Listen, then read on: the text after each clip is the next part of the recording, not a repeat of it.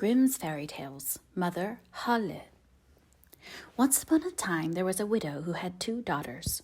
One of them was beautiful and industrious, the other ugly and lazy.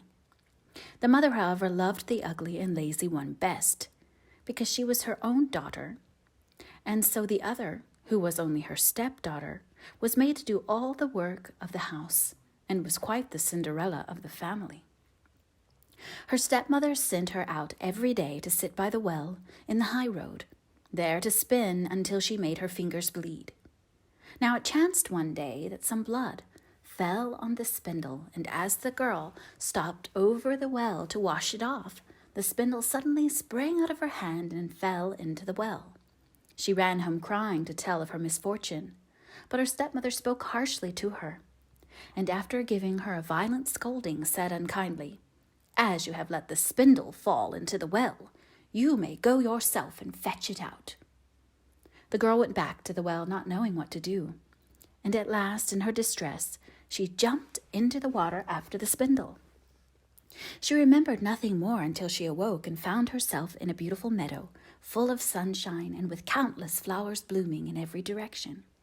She walked over the meadow, and presently she came upon a baker's oven full of bread, and the loaves cried out to her, take us out, or alas, we shall be burnt to a cinder.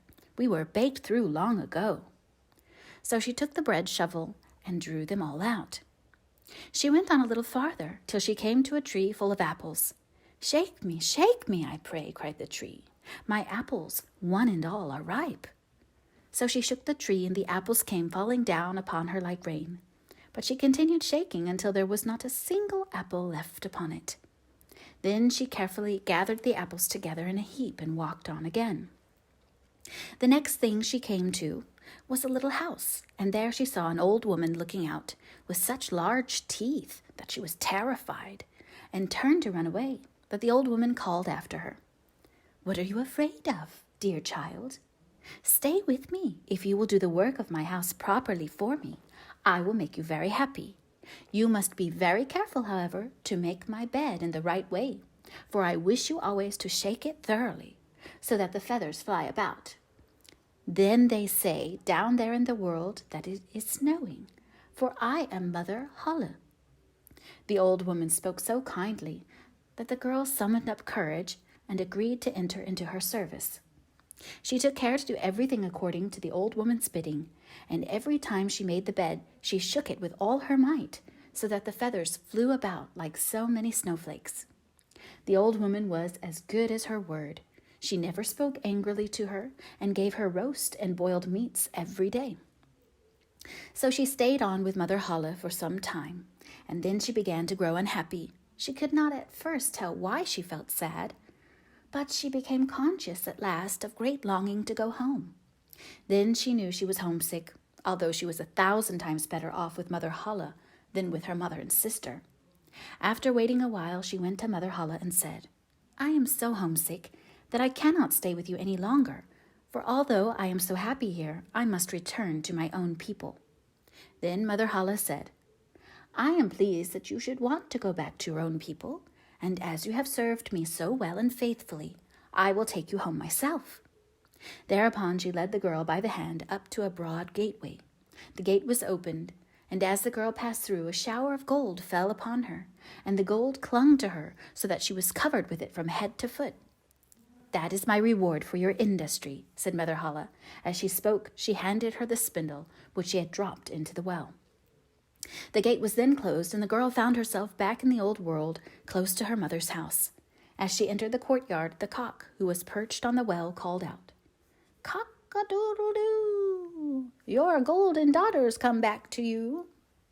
Then she went in to her mother and sister, and as she was so richly covered with gold, they gave her a warm welcome. She related to them all that had happened, and when the mother heard how she had come by her great riches, she thought she should like her ugly, lazy daughter to go and try her fortune. So she made the sister go and sit by the well and spin, and the girl pricked her finger and thrust her hand into the thorn bush, so that she might drop some blood on to the spindle. Then she threw it in the well and jumped in herself. Like her sister, she awoke in the beautiful meadow and walked over it till she came to the oven. take us out, or alas, we shall be burnt to a cinder. We were baked through long ago," cried the loaves as before. But the lazy girl answered, "Do you think I am going to dirty my hands for you?" and walked on. Presently she came to the apple tree. shake me, I pray. My apples one and all are ripe," it cried. But she only answered, "A nice thing to ask me to do. One of the apples might fall on my head," and passed on. At last she came to Mother Holle's house, and as she had heard all about the large teeth from her sister, she was not afraid of them, and engaged herself without delay to the old woman. The first day she was very obedient and industrious, and exerted herself to please Mother Holle, for she thought of the gold she should get in return.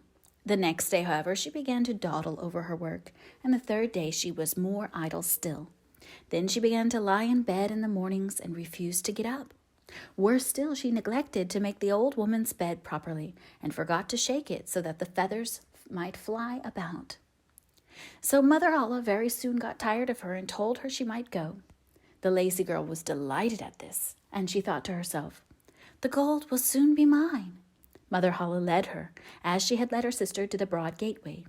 But as she was passing through, instead of the shower of gold, a great bucketful of pitch came pouring over her. "That is in return for your services," said the old woman, and she shut the gate. So the lazy girl had to go home covered with pitch, and the cock on the well called out as she saw her, "Cock-a-doodle-doo, your dirty daughters come back to you." But try what she would, she could not get the pitch off, and it stuck to her as long as she lived.